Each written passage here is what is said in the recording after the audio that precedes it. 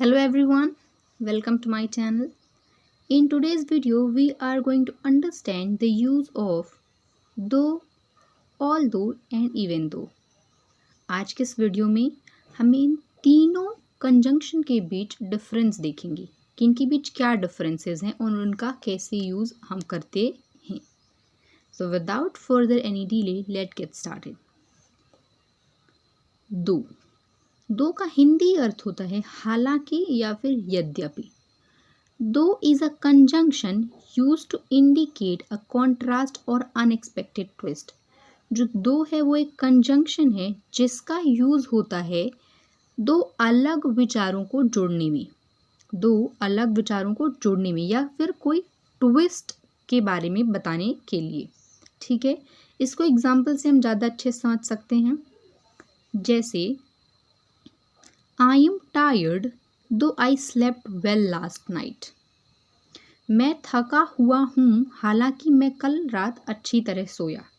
I am tired, जो पहला part है सेंटेंस का, क्या कह रहा है कि मैं थका हुआ हूँ. ठीक है, फिर ट्विस्ट देता है. ठीक है, एक अलग पार्ट लेके आता है कि दो I slept well last night, हालांकि मैं कल रात अच्छी तरह सोया. तो दो जब अलग विचार होते हैं उनको जब हम जोड़ते हैं, ठीक है, तो हम वहाँ पे दो कंजंक्शन का यूज़ करते हैं. ओके, नेक्स्ट एग्जाम्पल है शी इज़ स्मार्ट दो शी इज़ यंग. वह होशियार है यद्यपि वह जवान है. कि वो स्मार्ट तो है हालांकि वह जवान है. ठीक है, दो डिफरेंट बातें हम कह रहे होते हैं वहाँ पे हम दो का यूज़ करते हैं. ठीक है, नेक्स्ट है हमारा ऑल दो और दो में छोटा सा डिफरेंस है कि जो दो है वो इनफॉर्मल वे में यूज़ होता है, लेकिन ऑल दो थोड़ा फॉर्मल वे में, औपचारिक वे में यूज़ होता है. जबकि इसका भी हिंदी अर्थ हालांकि या फिर यद्यपि ही होता है. Although is a conjunction use to indicate a contrast और unexpected twist, often more formal than दो.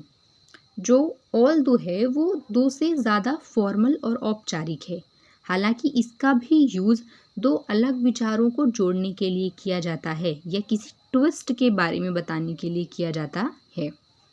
इसको हम एग्जाम्पल से ज़्यादा अच्छे समझ सकते हैं. एग्जाम्पल देखते हैं इसका.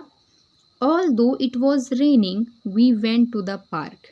हालांकि बारिश हो रही थी फिर भी हम पार्क गए. पहले पार्ट में क्या कह रहे हैं, ऑल दो इट वॉज रेनिंग, हालांकि बारिश हो रही थी.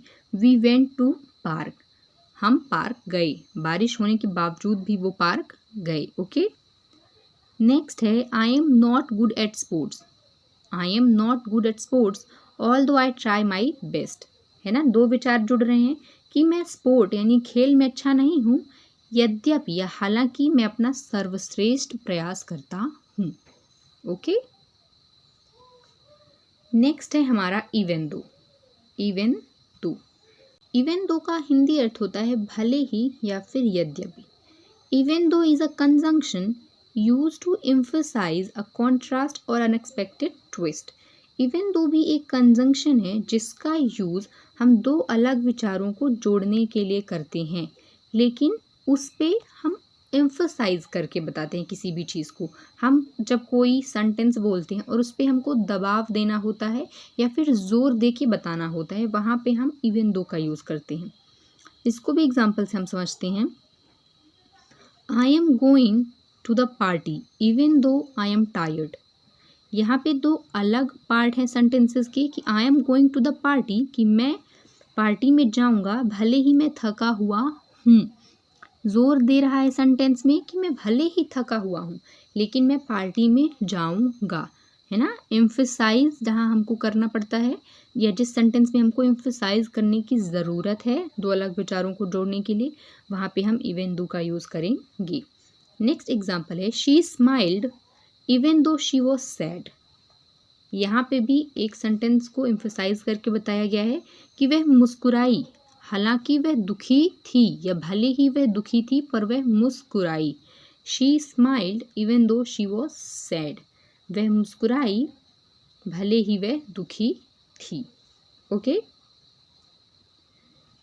लेट्स सी की difference, though and although are often interchangeable but although is more formal. Though and although जो हैं क्या है, इंटरचेंजेबल हैं, आपस में चेंज हो सकते हैं, लेकिन ऑल दो का यूज़ क्या है, ज़्यादा फॉर्मल है, ज़्यादा औपचारिक है। इवन दो क्या होता है, even though emphasize the contrast more strongly. Even though क्या करता है, दो अलग विचारों को जोड़ने में मदद करता है, लेकिन दबाव देके या फिर जोर देके, या उसका जो अर्थ है सेंटेंस का और स्ट्रांग होके समझ में आए, ठीक है, वहाँ पे हम इवन दो का यूज़ करेंगे। So if you like the video, please do like, share and subscribe. Thanks for watching.